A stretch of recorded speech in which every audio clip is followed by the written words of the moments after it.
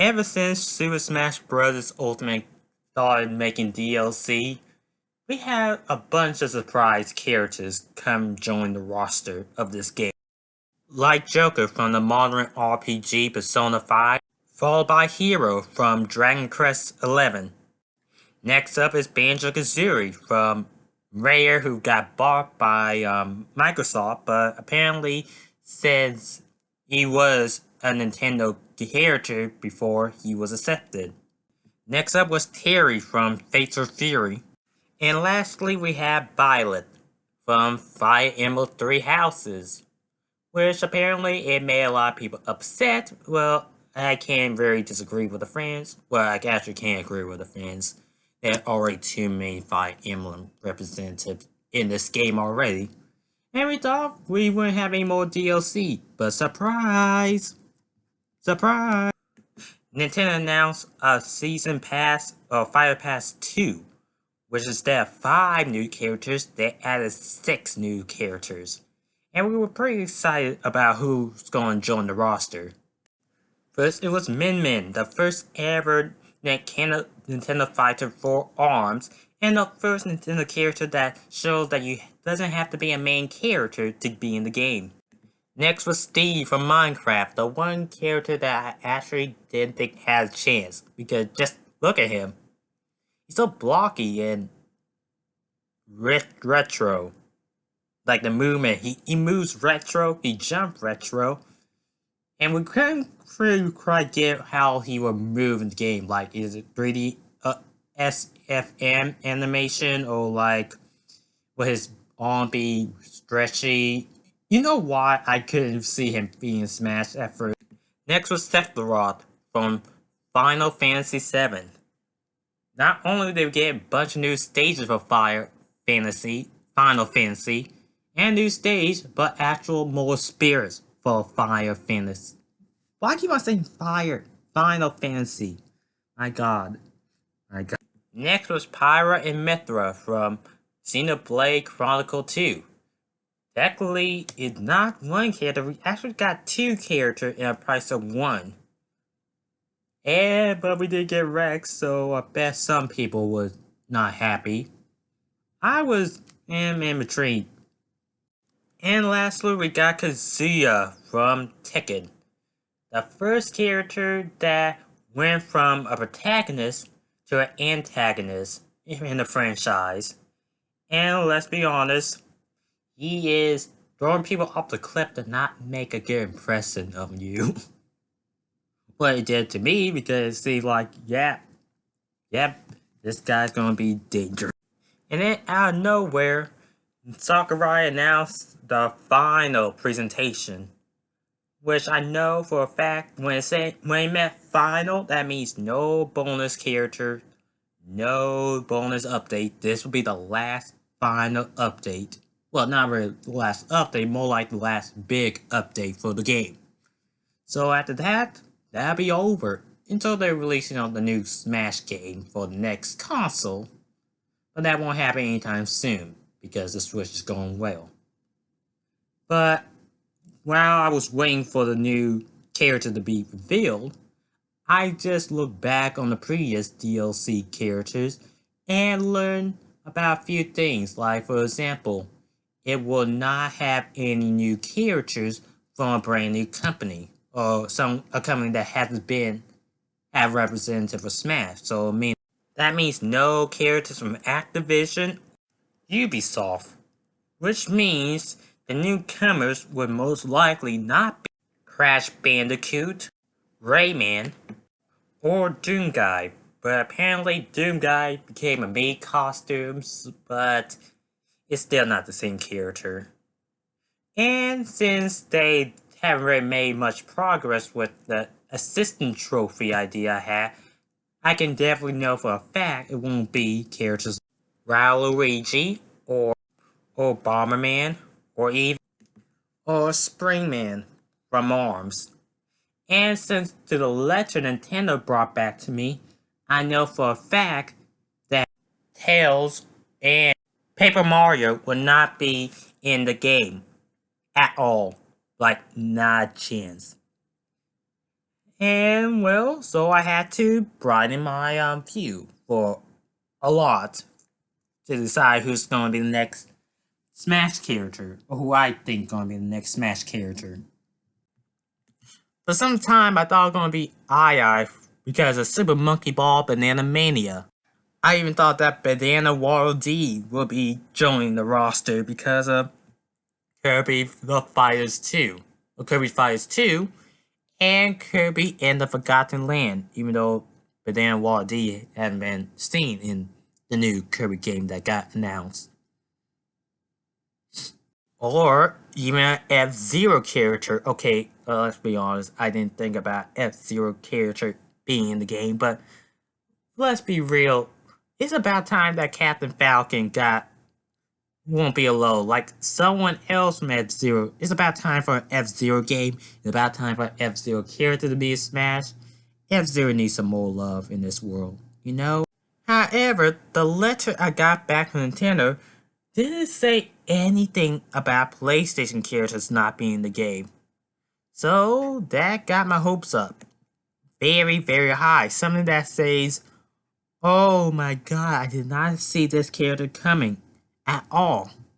So I marked my calendar, set my alarm to wake up exactly at the right time, and watch the live stream. I saw the Mii costumes, which I know for a fact Nintendo decided to show the Mii costume very first. That way people don't turn off their screens when they saw the last character. And I waited and I saw like the news trailer that shows they sent back from the teaser. And I saw the flame and I said, oh boy, what's gonna be? And I looked back, look carefully because I had no idea who that character was gonna be. So I just kept looking and saw Mario walking to the flame.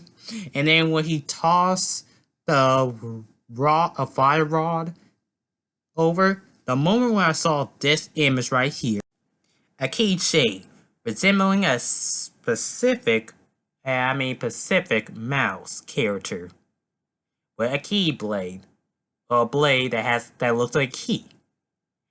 And while a bunch of people was happy, like very happy about this character, I knew who this character was, and my excitement went 180.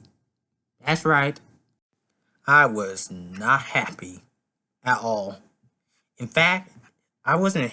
Normally, Smash character reveal got me excited for the character, but this one, oh boy, this one, I was more enraged than happy or sad.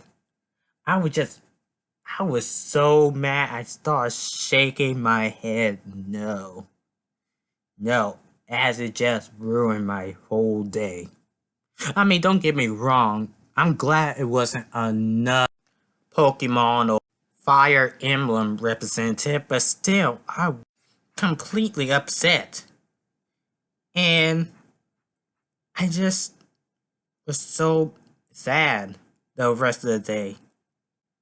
And you probably be like, oh, you hate Final Kingdom Hearts. Why you hate Kingdom Hearts? Well, here's the truth. Well, here is the shocking truth that you don't know about me and Kingdom Hearts. The weird connection that we have, that you will see why I haven't really had a single Disney game on my channel at all. Alright, here we go. Truth be told, I did play a Kingdom Hearts game when I was very, very, very little. In fact, if I remember correctly, I remember exactly how old I was. If I can recall, I was 7 years old when I was still more carefree, a little bit more chaotic, and more, how can I put it, talkative than what you hear me on my videos. I was the type of kid who didn't really do much, research on video games or TV shows or movies. In my eyes, I just normally watch, or write most of the things that I buy was due to ads when I was a kid. And my eyes say if it looks cool and it looks fun, I buy it. Mostly because I wasn't allowed to actually use the internet that much until I was like 12 years old. Mostly because YouTube had a bunch of messed up stuff back in the day. Well, it still does, but still, in my eyes, if it looks cool, I buy it immediately, watch it, or play it, depending if it's a movie or a video game, and I learn to try it. Because in my eyes, I still follow this set of rules I have in my mind ever since growing up. I judge things, games, movies, shows, and books after I read myself because I can't judge something based on people's opinions. I have to try it or read it or play it for myself and judge it for myself if a game is good or bad. Which leads me, a 7-year-old kid, playing Kingdom Hearts 2 for the PlayStation 2. I know I should have played the first game, but I saw it at Target, where it was on sale at Target. And I saw Mickey, Donald, and Goofy on the cover. And my eyes instantly say that it was a Disney game. Most guys don't really read the title.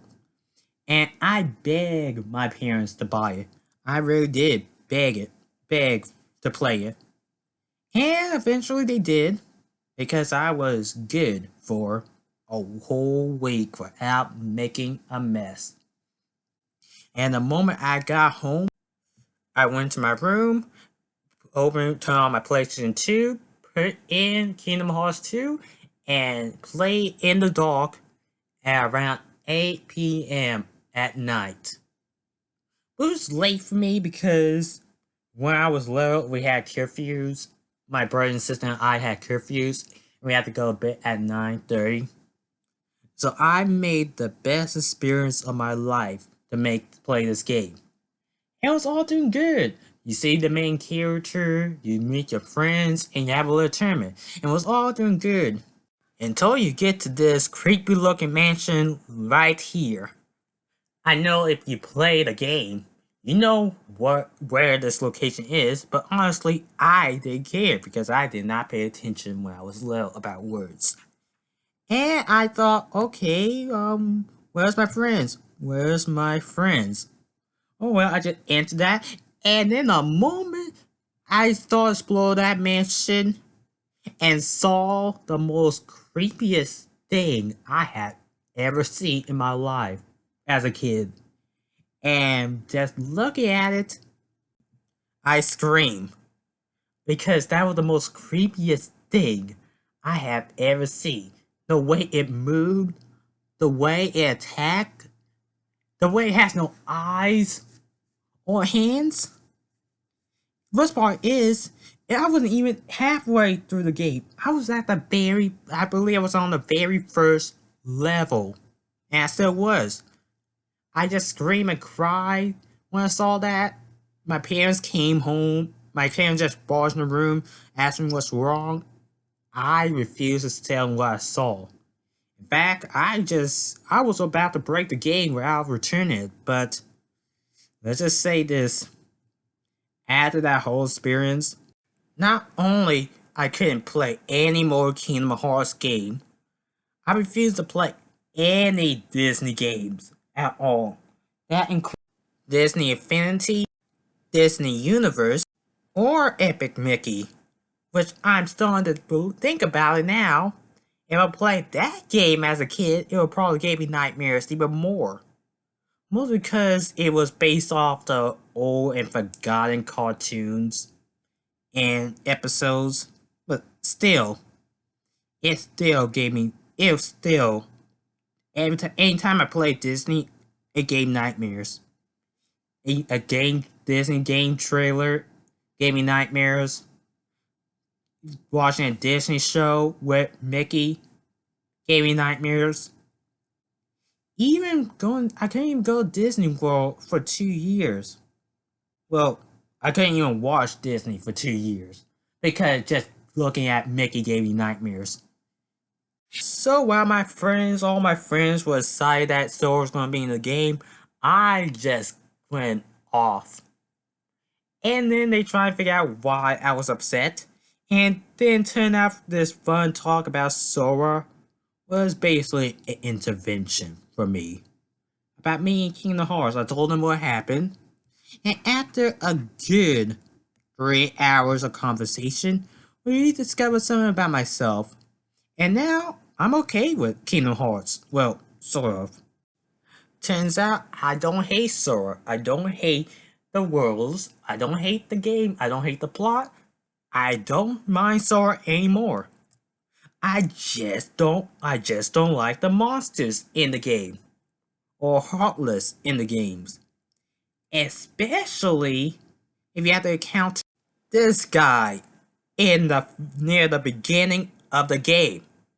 I mean, if you see this monster right here, you cannot say that you cannot put Mickey Mouse and this thing in the same room and say, "Oh, that belongs to Disney."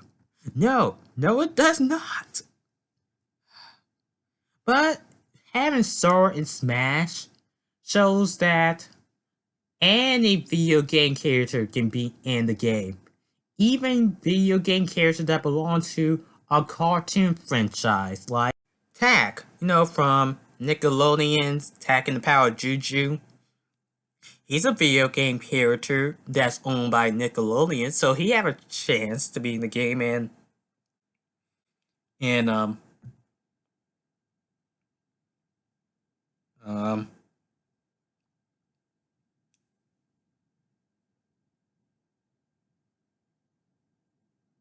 okay, to be honest, I cannot think of any other video game character that belong to a cartoon company. Because it's rare to see that nowadays. But all in all, I think Sora is a great way to end the Smash roster for Ultimate. And if we actually do get a new game, Smash game, which we probably will, it'll be strange to see who will return or who will make the new comeback, and what kind of rules will Nintendo break, in this whole Smash community. Well, thank you guys for watching this video. If you like this video, please like, share, comment, and subscribe. And see you guys next time. Bye.